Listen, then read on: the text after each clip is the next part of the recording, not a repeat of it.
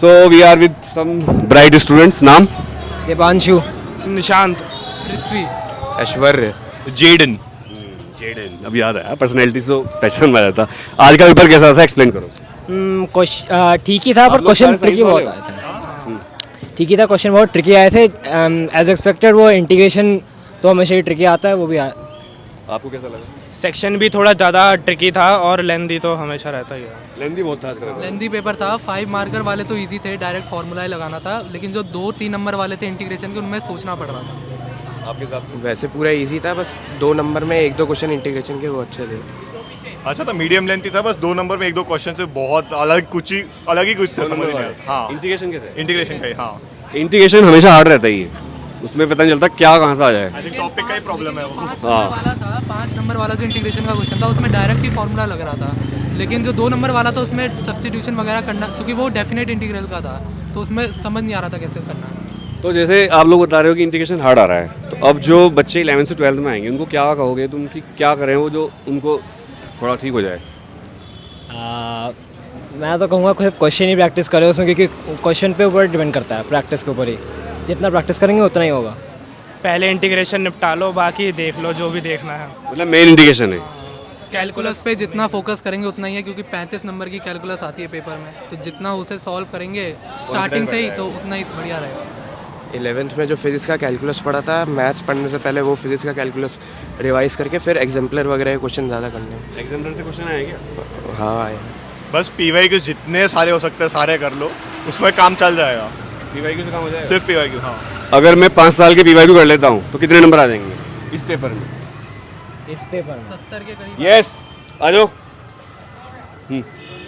65 के ऊपर आराम से, पीवाईक्यू करके पीवाई कुल करके आराम से। मैं एनसीईआरटी नहीं छेड़ता, मैं बस पीवाईक्यू कर लेता हूँ 5 साल के। आ जाएंगे इतने?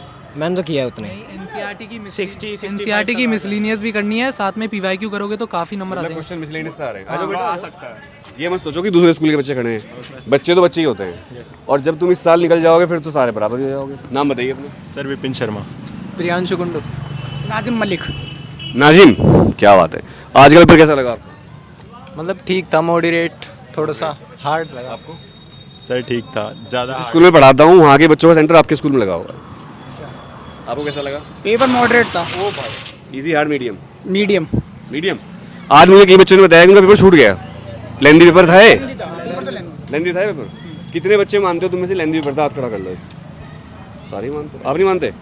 क्यों? इधर आ जाओ। मेरा आधा घंटे पहले हो गया था।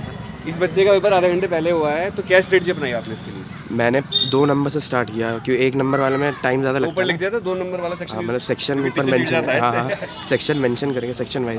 वो जब कॉपी चेक करते हैं टीचर, मैं भी चेक कर रहा हूँ, तो उनको क्या होता है कि लिखना होता है कि इस सेक्शन से इतने नंबर। और जैसे कोई क्वेश्चन में फंस गए थोड़ा सा, उसको तुरंत छोड़ के अगले क्वेश्चन पे आ दो, थोड़ी स्पेस छोड़ के, तो स्पीड से पहले पूरा पेपर ही खत्म कर दिया। फिर आखिरी में जो 1 घंटा क्या नाम उसमें आपका? ऐश्वर्य। और फिजिक्स का कैसा हुआ था? फेस का भी अच्छा हुआ। सेट कौन सा था आपका? मेरा सेकंड था। कितने नंबर आ रहे हैं? 60 से 60 तक आ गए। क्या बात कर रहे हो, 60 से ऊपर? 60 तक या 60 से ये टॉपर बच्चा है तुम्हारे स्कूल का? हाँ, इतना भी टॉपर नहीं है। टॉपर है लेकिन उतना नहीं, भी इतना कॉन्फिडेंस से बोलना तो बहुत बड़ी बात है। 60 से ऊपर नंबर फिजिक्स में तो बहुत।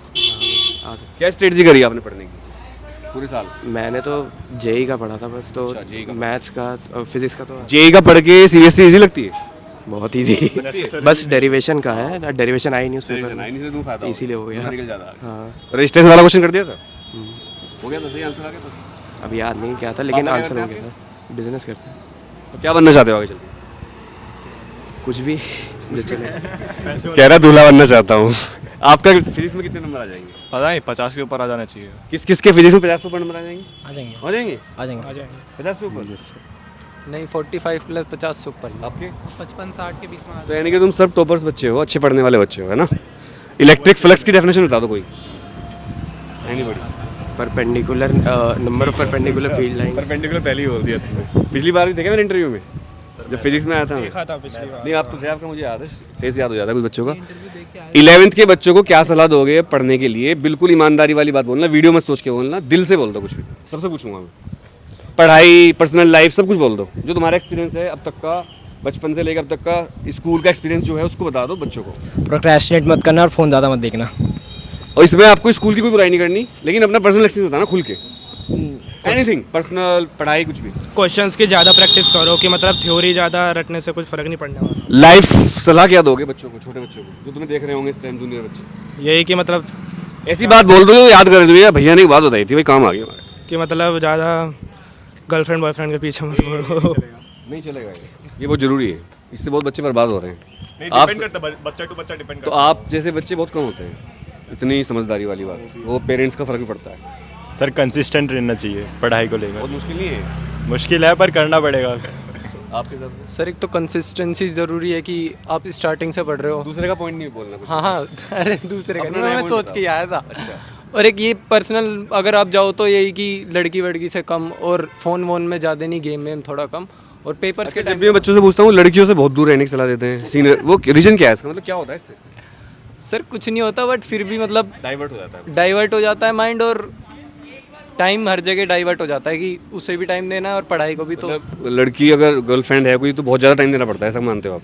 हाँ मतलब सर अब मुझे क्या पता। सोशल मीडिया से स्टार्टिंग से ही दूर रहो, ताकि सोशल मीडिया मतलब जो भी इंस्टाग्राम यूट्यूब वगैरह है, क्योंकि एक बार खुलेगा तो आपके 2-3 घंटे आराम से थोड़ा जाएंगे। आगे हो जाओ। और स्टार्टिंग से ही पढ़ते रहो, ऐसा नहीं कि अभी तो 12th शुरू करिए, थोड़े से मज़े कर लेते हैं, बीच में आगे जाके पढ़ लेंगे, अभी तो बहुत टाइम है, वो नहीं करना। जब 11th से 12th के बीच में जो टाइम रहता है ना, उसमें 11th के जो बेसिक वेक्टर वगैरह कैलकुलस वगैरह उसे पूरा रिवाइज कर लो। उसके बाद जब 12th के स्टार्ट आप इतने शांत कैसे रहते हो, एकदम रिलैक्स होकर बात करते हो? ये प्रैक्टिस करिए, हैबिट ऐसी हूँ मैं। अब 12th साइलेंट में किलर है। 12th में आने के बाद मतलब पूरा जो कैलकुलस वगैरह तो हो ही जाएगा मैथ्स का, उसको भी साथ में रिवाइज करते जब तक कैलकुलस पढ़ाते नहीं हैं। और उससे पहले जो छोटे मोटे मैट्रिक्स वगैरह आते हैं उनको लास्ट में भी करो तो भी चलेगा। जेडन सलाह, आज थोड़े इमोशनल हो रहे हो आप, है ना? एंजॉय करो तुम लोग जो भी कर रहे हो, एंजॉय करो लाइफ, पढ़ाई होता रहेगा। पापा क्या करते हैं आपके? पापा एयरफोर्स में है। रिसोर्सेज और जो हमारे मेंटर है वो बड़े होने चाहिए, जो हमें 12th के लिए गाइड्स कर सकें, और मतलब इजीली जो हम अपनी 12th मेंटेन कर सकें। ऐसा नहीं है कि हम फ़ोन ही चलाना छोड़ दें, मतलब थोड़ा फ्रेशनेस के लिए दिमाग सोशल में भी रहो, थोड़ा बाहर भी घूमो, सारी चीज़ें ज़रूरी है, लेकिन लिमिट में होनी चाहिए सारी चीज़ें। One word suggestion for a younger self, जब तुम 10th पास करके 11th में आए थे, उस टाइम चले गए तुम वापस, मैं तुम्हें टाइम मशीन में ले जा गया, 11th में तुम आए हो, पहला दिन स्कूल का है, वन वर्ड या वन लाइन सलाह to your younger self. Consistency. Discipline. Discipline sir. यही कि शुरू से पढ़ना और फिर ढंग से। प्रोक्रेस्टिनेशन नहीं करना। नंबर ऑफ क्वेश्चंस ज़्यादा try to stay focused. Focus.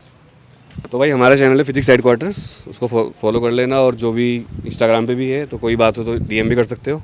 And wish you all the best, बहुत अच्छा लगा आप लोगों से मिलकर, और ऐसे ही पढ़ते रहो, आगे बढ़ते रहो। एआई का ज़माना है, अपनी स्किल्स को अपडेट करते रहो, आगे चल के बहुत सारी नौकरियां ख़त्म हो जाएंगी और नई नौकरियां बनेंगी। All the best.